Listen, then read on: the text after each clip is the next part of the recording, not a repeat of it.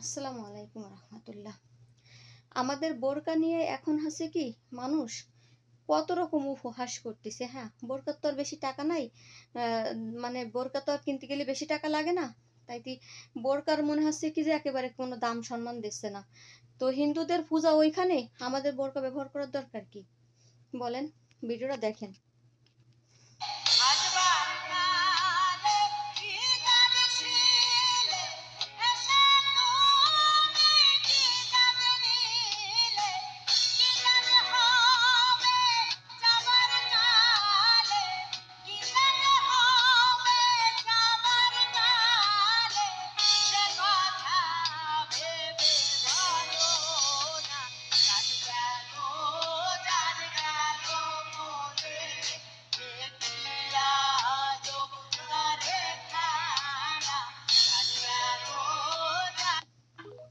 কখনো সম্ভব না, আদৌ সম্ভব না।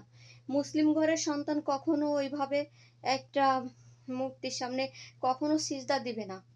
তো দেখেন, যে সমস্ত হিন্দু বোনেরা এইগুলো করতেছেন বোরকা পরে ভাইরাল হওয়ার জন্য, মানুষ আমাদের মুসলিম সমাজের মানুষদেরকে ছোট করতেছেন।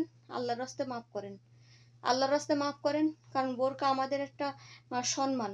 বোরকা আমরা পর্দার জন্য বোরকা পরি। আর আপনারা বোরকা পরে ওই মন্দিরে ওইভাবে যাবেন, ভিডিও করবেন, ভিডিও করে ভাইরাল করবেন। আর মানুষই সবাই বিশ্বাস করবে যে হ্যাঁ, এটা মুসলমানের ধর্মের লোকজন আইসে মন্দিরে এসে বোরকা পরে সিজদা দিচ্ছে।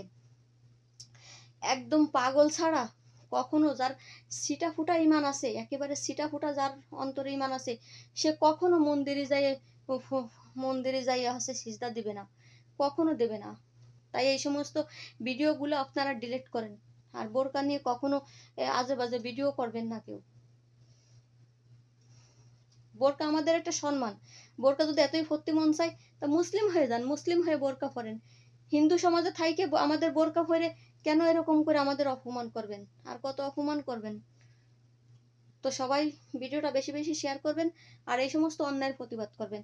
আদৌ সম্ভব না, একটা মুসলিম ঘরের সন্তান যার ছিটা ফুটা ইমান আছে, সেও কখনো যাবে না মন্দির ঘরে সিজদা দিতে। সবাই ভালো থাকবেন। আল্লাহ হাফেজ।